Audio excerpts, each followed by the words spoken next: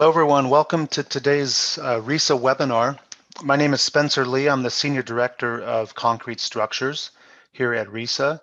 I'm also joined by Gary Yang, who's a Senior Application Engineer, and we're going to walk you through some of the new requirements from ACI 31819 that have been implemented in both the ADAPT and the RISA product suites. And we're going to first just mention a couple of bookkeeping notes here. For your audio options, there's a couple of different options here. You have phone audio or computer audio. Please make sure that you have your microphones muted.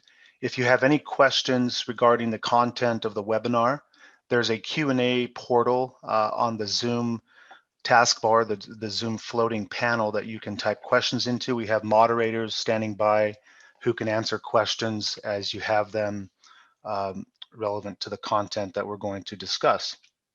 We're going to start off talking about the implementation of some of the main features and the main provisions that have been given to us through ACI 31819 within ADAPT Builder and within ADAPT PTRC. And these primarily are related mainly to slabs and beams, both non-pre-stressed and also pre-stressed. The main categories that we'll discuss today are really analysis and design, strain limits, modulus of rupture, and also some deflection modifications, the way we handle crack deflection in terms of I gross versus I effective. We're going to talk about minimum reinforcement for both FLEXURE and SHEAR for RC and PT slabs and beams. One-way shear capacity equations, those have changed for slabs and beams, and those have been reorganized. And then there's this size modification factor that has been introduced both in beam and also in slab design. So we're going to talk about that. We'll also touch on a few reinforcement detailing and curtailment items as they pertain mainly to these ADAPT products, Builder and also PTRC. And there's some new features that have just been released within ADAPT Builder version 20, mainly related to the rupture modulus for slabs and beams, and ultimately that kind of feeds into the cracking, deflection, and long-term deflection calculations within that software, and also graphical results for one-way shear. Let's go ahead and get started with analysis and design. So we'll kind of walk through these provisions. The first provision really is the strain limit in the tensile strain limit in reinforcement for non-pre-stressed slabs and also beams. We've eliminated this transition zone between tension controlled, compression controlled. Non-pre-stressed slabs and beams are now to be tension controlled per this requirement for the ultimate tensile strain, or the net tensile strain rather. And this really eliminates the need for more reinforcement, both in one-way slabs and also beams, where we have lower strain levels without any gain in capacity due to a drop in the fee factor. So this allows the designs for those member types to become more efficient in terms of tension controlled sections. So that's been implemented within the program. For beams, there's this threshold axial force that we're checking against, which is indicated as PU less than 10% of the axial capacity of the section. So that's for beams. Slabs, it's very similar for non-pre-stressed.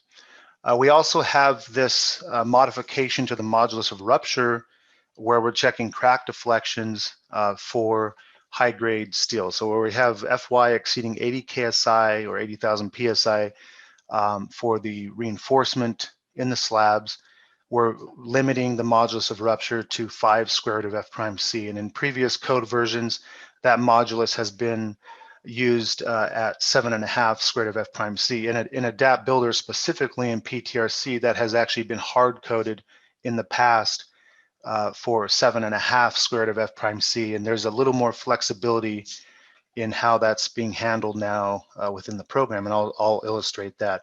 I'm going to flip over here to the program, and we're going to look at an example that relates to this particular provision.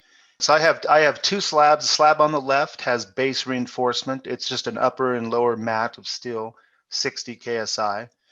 And then the slab on the right is the 80 KSI slab, and they have the same loading, same geometry, everything is identical. So what I've done is I've meshed the slabs. I'm going to run the analysis for the slabs. You'll notice that within the combination list, there's actually this one combination here called crack deflection, and that's set to sustain load. So the user could define multiple combination types. This is just some basic combination we've created, and we'll run the analysis side by side for both slabs. Once that is done running, what I'll do is I'll actually generate the design strips, because I need to have the data relative to those design strips to collect the reinforcement data for the crack deflection check. So this is actually running through the design of those design cuts that we've developed within the model.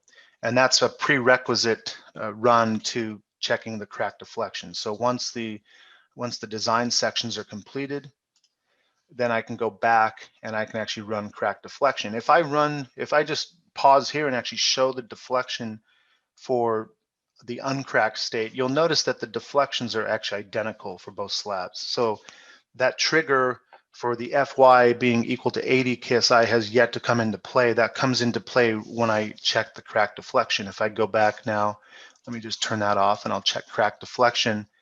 You'll notice there's a pretty big difference in the deflection values between the two slabs. And that again feeds into the way that we handle the M cracked top and bottom for the different sections within the slab. I'm going to go over here and just switch the load combination to cracked sustained. This is the cracked result for deflection. And you'll notice on the left side, this deflection here is about 1.3. It's hard to read that. Just let me zoom in a bit. So that's about 1.3 max deflection for the 60 KSI slab. And then over here, we have about 2.11 inches of deflection for this slab. The setting for the design code is set to ACI 19. So there's also one thing that's kind of compounding that problem in terms of the difference of deflection, and that is something here we'll talk about in just a moment, which is related to the way that the I effective value is being calculated. Let me go back and come back into this. So we've looked at this. We've looked at this change from 60 to 80 KSI, and we've also have this modification to I effective. Previous versions of the code were really using Branson's equation for both non-pre-stressed and pre-stressed members in terms of I gross down to I effective. The 2019 has introduced Bischoff's method, which accounts, I think it accounts better for restraint effects and also for lower reinforcement ratios of steel in the section. So this is also being checked against this threshold about 2/3 MCR. So this equation is also at play in that model that I just showed, where the I effective value kind of drops at a higher rate versus Branson's equation. And if we go to the next slide here, we can see this is the new implementation per version 2019 or code version 19, where we've implemented this for non-pre-stressed beams and slabs. This is the old code requirement for I effective. This still applies to pre-stressed members. So depending on what model you're working with, if I had a pre-stressed or a post-tensioned slab inside a builder, we would still be utilizing this old method. And I have a couple of models here to show related to that particular requirement. Let's go ahead and show that. I'm going to open up this model. Let's go to the 2014 model first. So this is I effective per 2014. And then we'll look at the 2019 model. So the same methodology applies. I'm not going to rerun the model. We'll just go directly to the deflection result.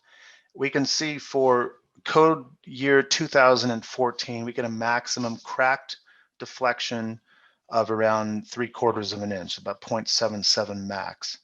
And if we run the identical model with version 19, where we're reducing I gross to I effective per the new requirements, you're going to see a pretty drastic change in the deflection. So let's go ahead and open that up.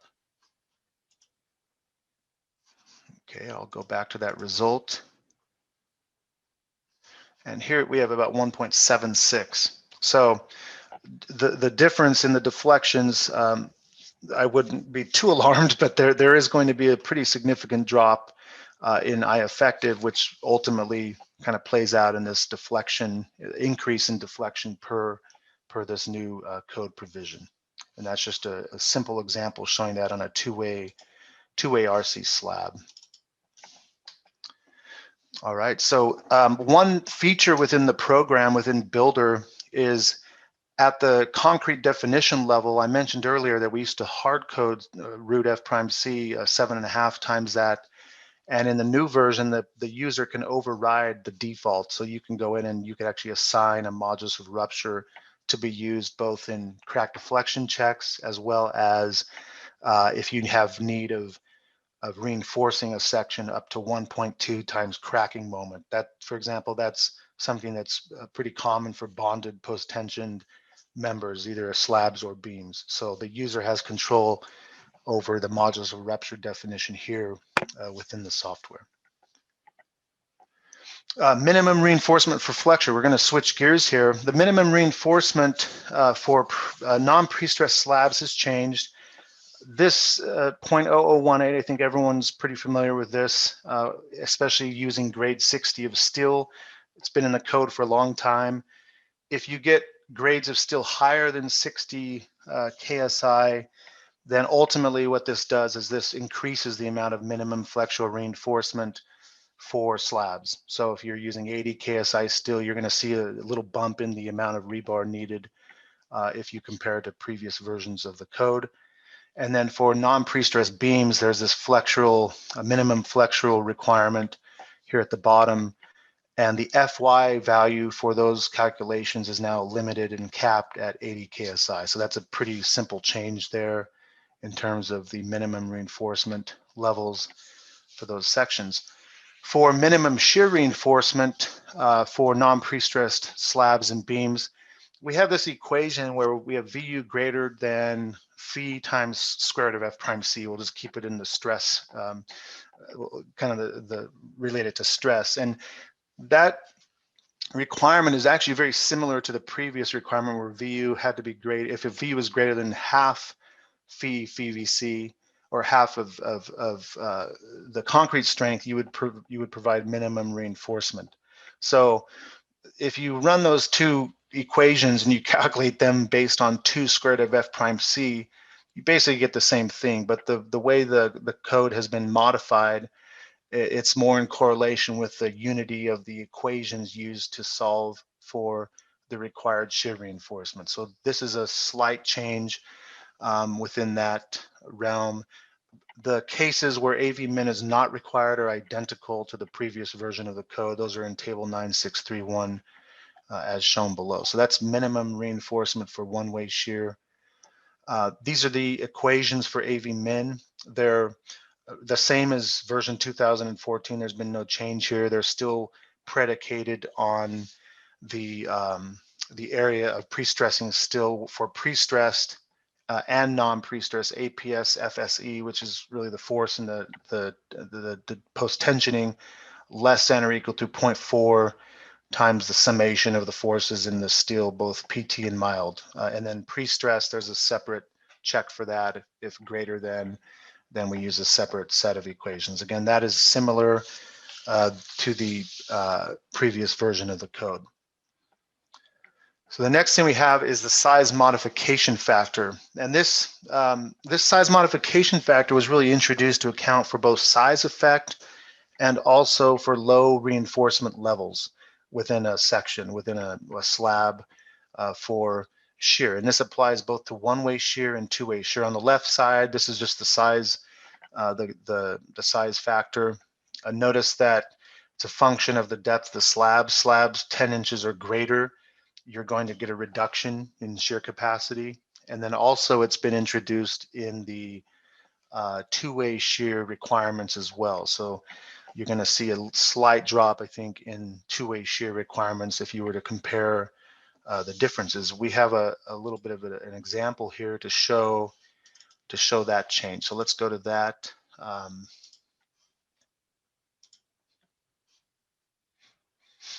Okay, we have, again, a 2014 code. We could also relate this back to ACI 2011 or previous, but we'll go ahead and open up this code. What we've done in this model, we've checked the two-way shear within the slab. So this is a non-pre-stressed slab. If I go to punching shear, we've run this for pretty basic combinations. There's a sustained load. We're not really looking at cracking, we're looking back at strength. So we have these two strength combinations where we have strength dead load only or sustained, and then strength dead and live. And if I review the stress ratios for punching shear, we're looking at bending about the local axis R and S separately. And so we have these stress ratios produced, which is really just VU over FVC. And FVC in 14 does not include the size factor. You get this stress ratio of about 1.6. These still require reinforcement, but if we compare these ratios in this kind of inner core, the maximum is about 1.62, 1.61, somewhere in there. And if we look at the version 19,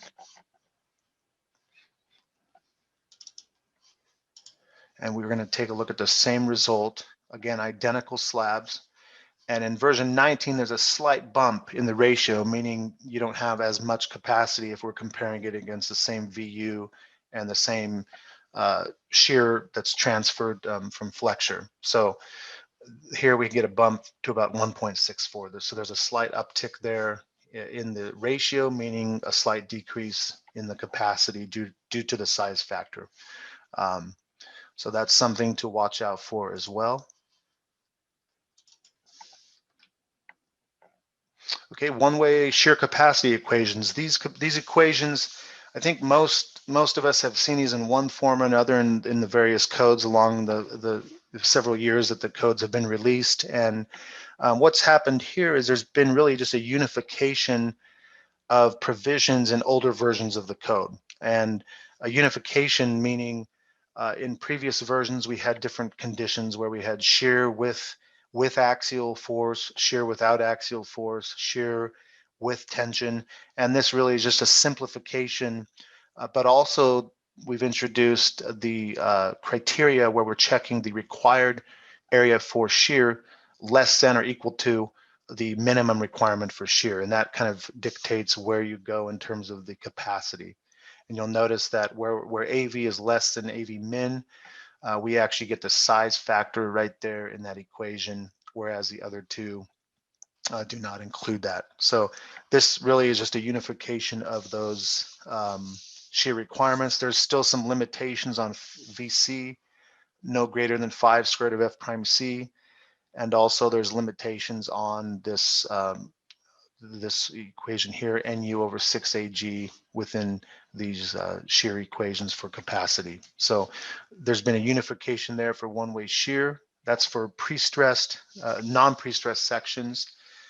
There's also, under reinforcement detailing and curtailment, there's this provision where we're now checking across the width of a member in terms of the reinforcement and the spacing. So we're no longer just checking longitudinal spacing, we're also checking across the width of the member. And this particular requirement really just improves shear behavior over wide beams that have multiple stirrup legs. So we're limiting the spacing transverse through the member, let's say across its width per these requirements. And this is both for non-pre-stressed and pre-stressed members. This has been introduced regardless of what type you have. The program will check this and will limit the spacing longitudinally and also across its width. That's also predicated by this check where the required still is greater or equal to this expression 4 square root of F prime C. All right, a lot of these shear requirements are really graphically expressed within the software, within ADAPT Builder specifically, where we can produce results for one-way shear design. And this mainly applies to beams. It may also apply to one-way slabs if there is need for shear reinforcement for a one-way slab, for example. But we show several different outputs within ADAPT that's been released in version 20 that I just want to touch on here. And let's show an example of that. We have this member or this slab. We have different types of members here. We have long beams. This might be like a parking structure on one half and maybe a building type layout on the other half. We have one-way slabs spanning east-west, X direction. In the lower half, we have one-way slabs really spanning north-south in the Y direction, but the beams are continuous through. And then we have joists. So this is a real mishmash of types of elements that can be modeled here. But ultimately, we're going to focus on these three elements here, these beams along this line here. And if we look at the design strips, I'm going to turn on what's called the design cuts or the design sections. And you can see these design sections cut through both slab and beam. So that means that they're really a composite flanged T-section. And for the design of those sections, if I expand the properties here, we can see that the design is set to beam.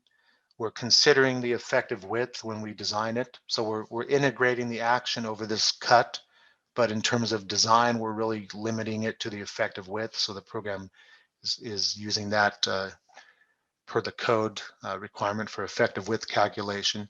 And ultimately, we want to design these beams for shear. So what we're going to do is we're going to analyze again this slab, and I'm going to analyze this just for one combination. I'll just do strength, dead, and live. We only design for combinations that are actually tagged as strength. So these are the two combinations really that apply. We'll take the worst case, dead and live, and we'll analyze the slab for, excuse me, for that condition. So once that's been done, we're now going to design these strips. Now I've only created 3 strips in this model. If I wanted to fulfill design for every member in this model, I would also have strips along these beams here, along these beams in the X direction, along the slabs, and so on. So, and you can change the criteria type for those members. So the next thing we'll do is we're just going to go here and we're going to design the sections. And the design, in this case, the setting for the code has been set to 2019 ACI. And all of the provisions we talked about in terms of the new code equations, the minimum requirements, et cetera, those are all now being used for the design of the shear within these members. Once those are completed in terms of their design, there's several things we can check graphically. There's also tabular reports and output that we could tap into, but graphically, what's been introduced in the latest version down here under one-way shear, we have first just a general status check. So this really tells us, okay, where do I not need reinforcement? Where do I need reinforcement? Maybe it's not applicable for some reason, or it exceeds the maximum allowable shear per code. So this just gives you a very quick heads up. This is, you know, a need. We have a need for shear reinforcement. The next check would give us the concrete strength. This is FVC for ACI 318.19. And for each one of these beams, they're identical. So the shear capacity per concrete is identical for all members, all sections. These are prismatic beams from start to end. Therefore, the graphs are just flat. We now look at the VU over FVC. So this is the ratio of the controlling shear force. And that shear force, by the way, could be shown here under actions. If I look at the shear, now we're just plotting the shear diagrams on these design strips again. And if I take that over this concrete shear strength, I get a ratio. So this helps us see where demand is greatest for the particular beams. We can look at the required shear reinforcement. So this is in inches squared per foot. So at each section, our sections are actually spaced at 2 feet. So I could correlate the section. I can make the distribution of the cuts a little more dense, but here this is just indicating the inches squared per foot on each of the sections. It should be pretty obvious that we need a higher demand here at the column support where we have a max of, let's say, 0.94 in this outer beam. And then we look at provided. So for this design, we have the ability to set the material for the stirrups and also the number of legs for the stirrups. So the stirrup legs here is actually set to 2. The material for that reinforcement is set under this material size and reinforcement. So for beams, preferred stirrup size is actually a number 4 bar, and the steel is set to mild steel 1. That's just the default. It's 60 KSI for that. So when I take all that into consideration, what's happening when we look at provided, this is what the program provides in terms of the reinforcement. So if we actually dump out the tabular output for inches squared per foot, this is what you would see. This is what the program is providing versus what's required. And that also, you would see a similar type of condition if you were to check FLEXURE. Ultimately, we may want to see the layout of the stirrups. So on plan, we have these layouts shown like so. They're kind of laid flat. They're just flattened out, but this will show us requirements, and we're anchoring the distance back to the face of column. So we have basically 2 at 16. This is 1.33 feet. The neck zone is 10 at 17 with 2 legs, 12.75 feet. And then we show the reinforcement along the path from the inner columns as well. So that's how we graphically display the output of some of those new code requirements within ADAPT Builder.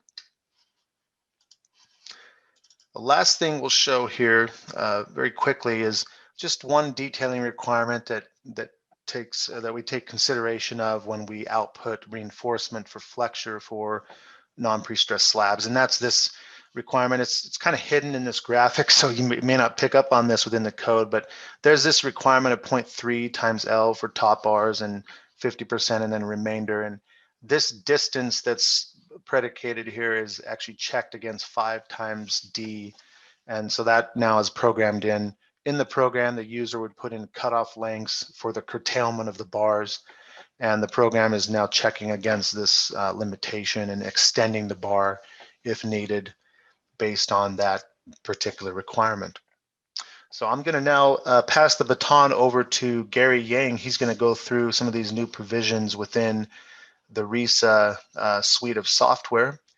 And go ahead, Gary. Thank you, Spencer. That's a very nice presentation there. I think there are a lot of information, and I'm glad that Spencer explained a lot of these technical changes in the ACI. So it actually makes my work a lot easier because in the next 30 minutes here, let me first share my screen. Sorry.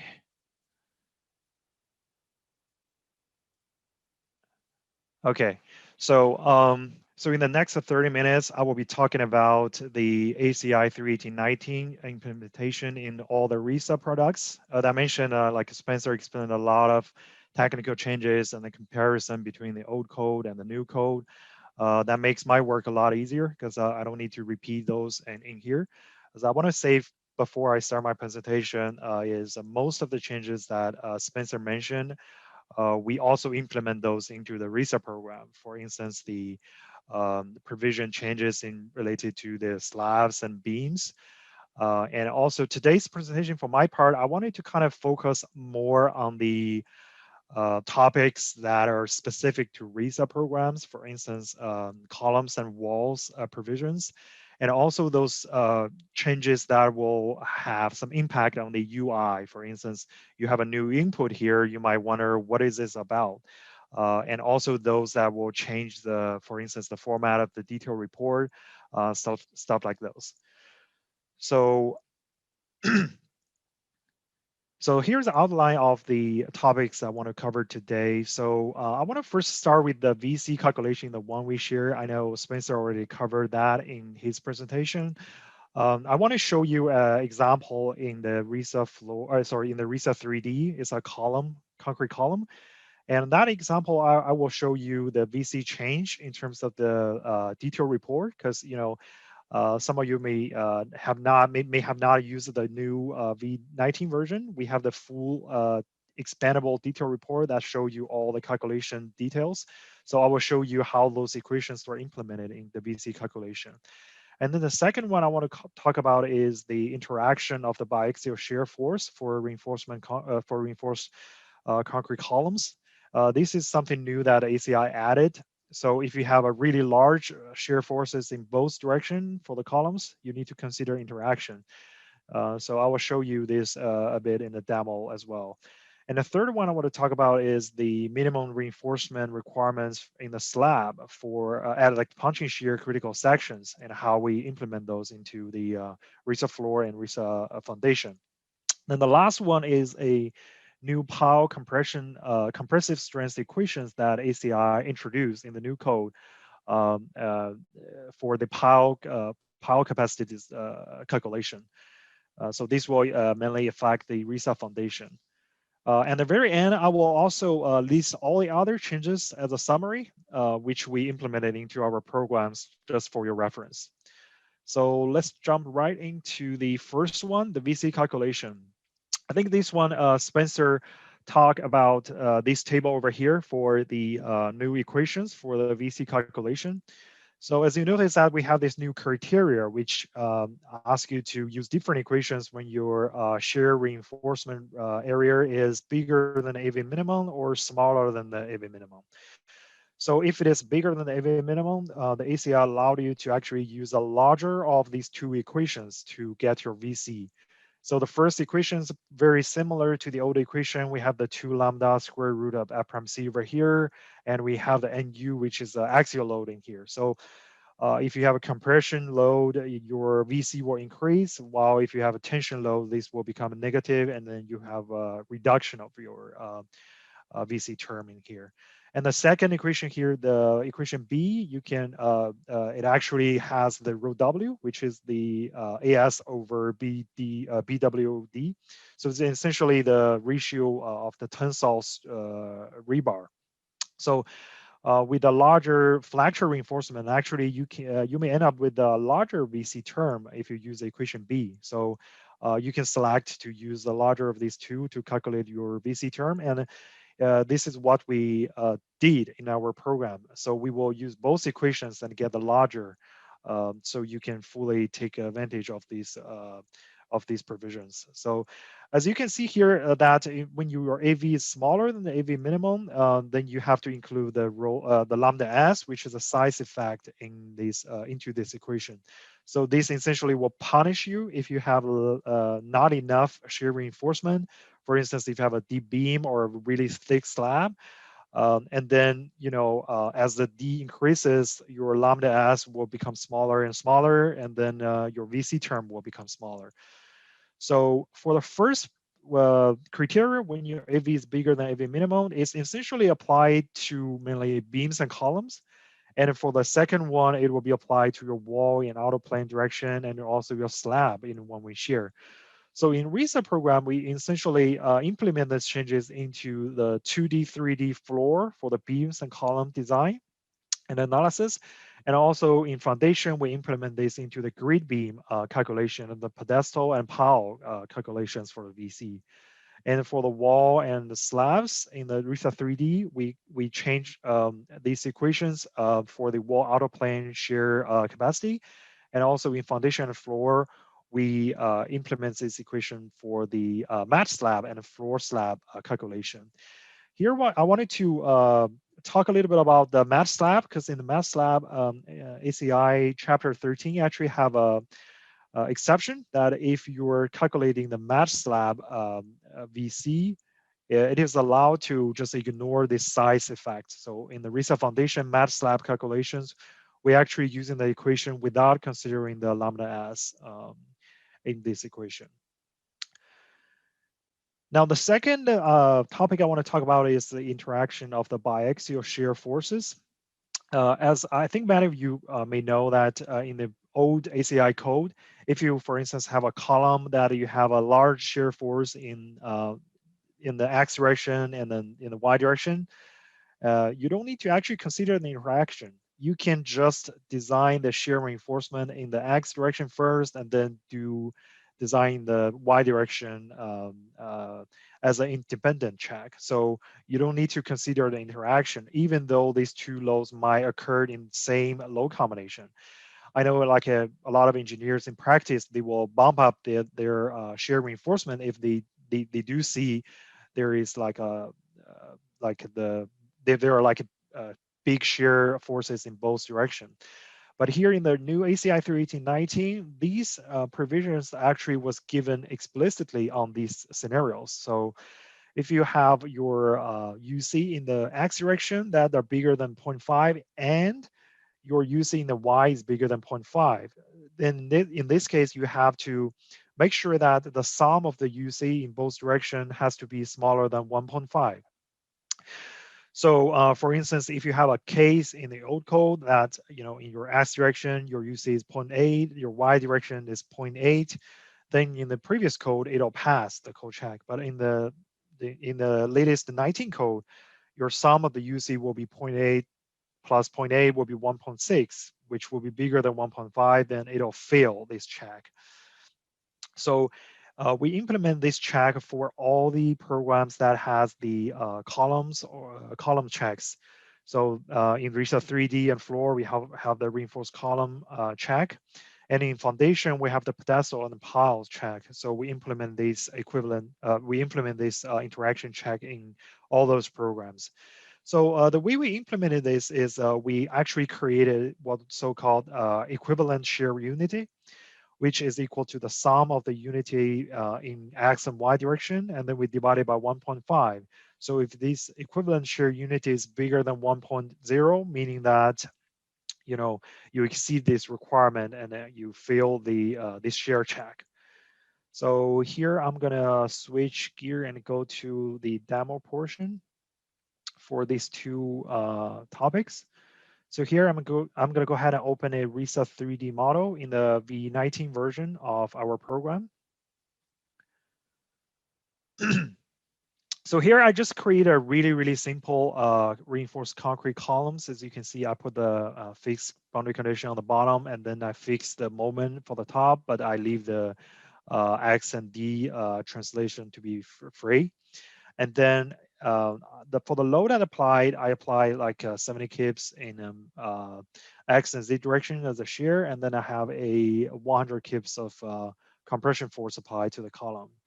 So here in the global setting, if we go to the code tab, we can see that we have the concrete code already selected to the V19 code. So we can go ahead and run this load combination and then check the detail report for this particular column. For those of you who haven't used the V19 version of the RISA 3D, in the V19 version, this new program is based on the new platform. So we added a lot of good features. One of the biggest change we made was on the detail report. So as you can see that the detail report format is a lot different than the previous V19 version. So on the top, we have all the general properties of these columns, followed by some force diagrams. And here you can see that we have a lot of tabs for different checks and then different information for like a load or different checks. So here for all these checks is expandable. So you can expand it and check the detailed calculation for each of the check. So here first I wanted to take a look at our Y shear design check. So in here you can see that we have only one span over here. So we listed out the shear demand over here and all those geometries properties and F prime C, F, Y material properties. And here from this line, you can see that we have an NU, which is the axial force that we will be using in the VC calculation. And here we also have some NU check for the maximum 0.05 F prime C. And here we also listed out our rho W, which is equal to AS divided by BW over D. And then as you can see that we have the VC1 and VC2 terms calculated using this new ACI 31819 equations. And then the program's actually taking the larger of the VC1 and VC2 to calculate your final VC values in this equation. And then followed, we have the shear reinforcement from the rebar and then the total shear reinforcement. So we did the shear check for both Y and Z direction independently, and you can see that both pass the shear check. So we have a UC equal to 0.825 for both axes.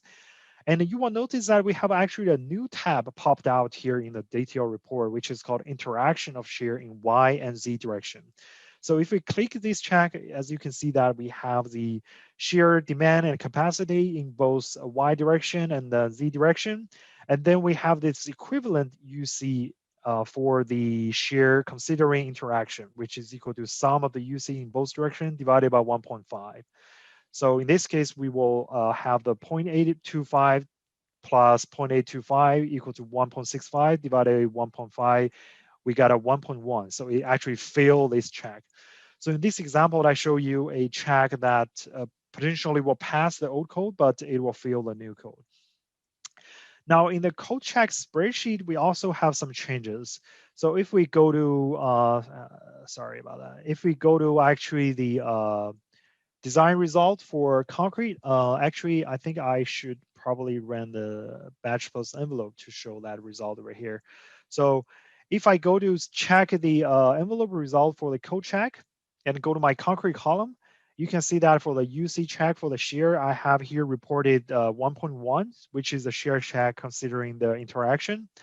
And then in the direction of the shear, so in the old code, we used to report either Y or Z to indicate that which direction you feel the shear check. But now we actually report Y comma Z, which indicates that this check is considering the interaction of both axes in the check. So that pretty much concludes my first demo here. So let me go back to the presentation. So the third one I want to talk about is actually a new slab reinforcement requirements at the punching shear critical sections.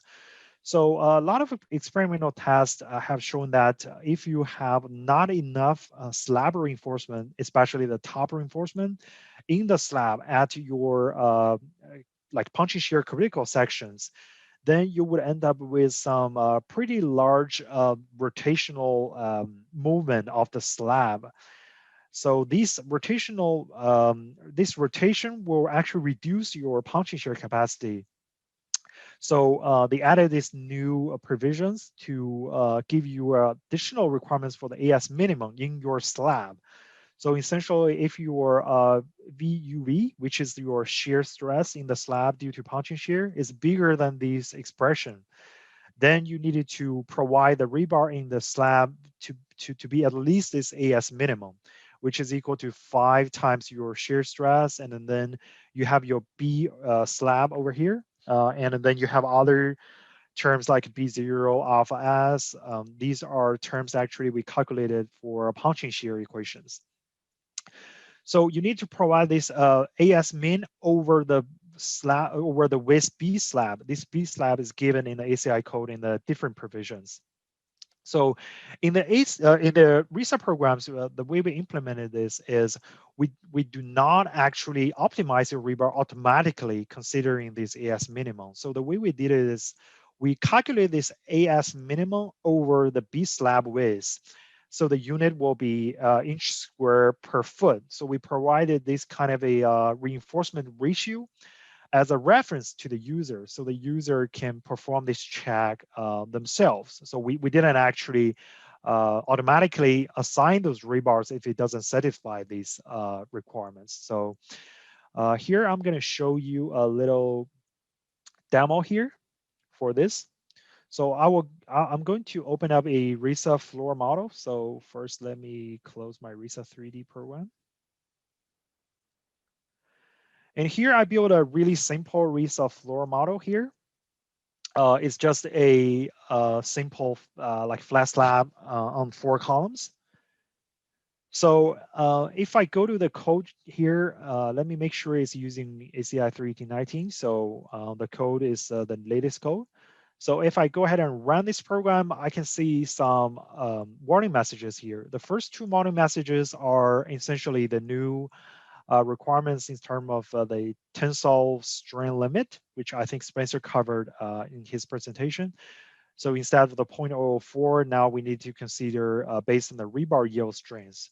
So you can see also that we have some other new warning messages over here, which says the program does not consider the minimum slab reinforcement requirements for punching shear. Basically, it's the code provisions I just mentioned. So you need to check the detail report for additional information.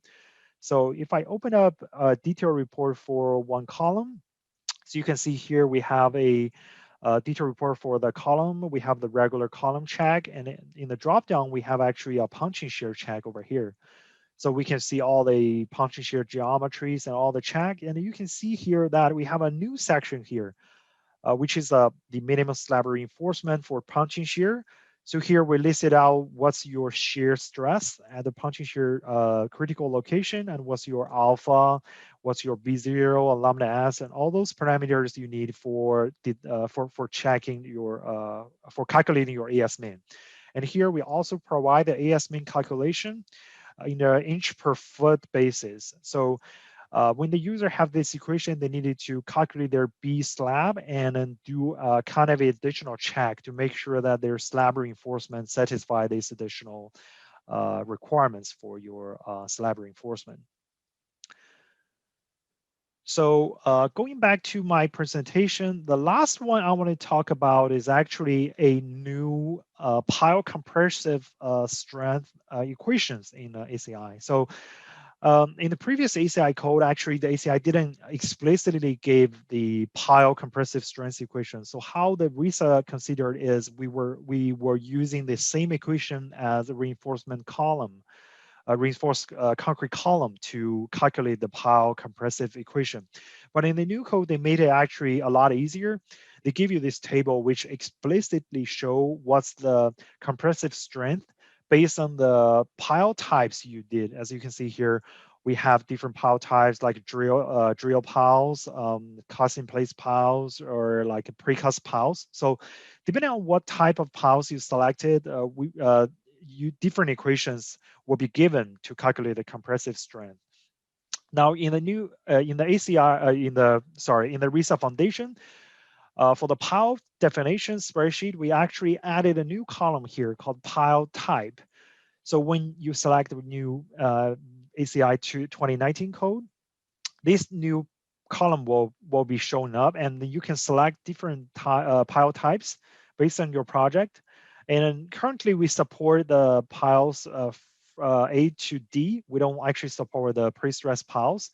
So inside the programs, after you select different piles, we will use different equations in the table to calculate the compressive strength. So here, let me show you how it looks in the program. So let me close RISAFloor and open up a really simple RISAFoundation model. So in this model, I have essentially a mat slab, which has 4 piles on the bottom and then 1 pedestal. So on the pedestal, I apply 100 kips of load. And then if I ran the analysis over here, and then and then if I go ahead and check the detail report for the for these piles, and I can see that my code was still in the ACI 318.14. So I need to go ahead and change my code. So in the design, let me switch it back to 19th code. So if I ran analysis again, I will see some same warnings that that I previously showed in the RISAFloor. So it provides that additional punching shear check for the slab reinforcement requirements. So now if I actually open up my data entry box here, so in the pile definitions, in the concrete pile tab, you can see that we have this pile tab over here. So you can select A to D, and then the program will essentially use this particular type to calculate your capacity. So let me actually open up the detail report for one pile. As you can see that in the properties of the piles, there are some pile type information displayed in here. And we can see that the pile compressive capacity is around 141 kips in this case. So this capacity was calculated based on the equation for the type B in that table. And also, if I, for instance, open up this pile over here and check, I have also these new sections added for the minimum slab reinforcement for the slab. For in this case, will be the mat slab requirements. So here I wanted to also quickly run ACI 3.18.14 code just to give you an idea of how this is going to affect our current POW compressive strength. So if I change the code and run analysis again and then check the strength of these POWs, you can see that it becomes around 170 kips. So we have around like 30 kips decrease of the power capacity. If we use the ACI 3.18.19 code, that's around like, I think 25% change. So that give you kind of a idea of what this equation will affect our current capacity. So that's pretty much conclude my demo in this. So let me go back to the presentation.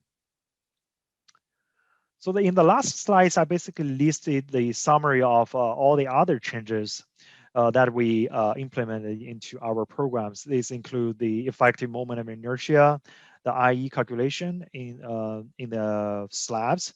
So here, as Spencer mentioned, using the new equations, we will end up with a much larger deflection. So we implement this into the RISAFloor ES for calculation of the slab deflection.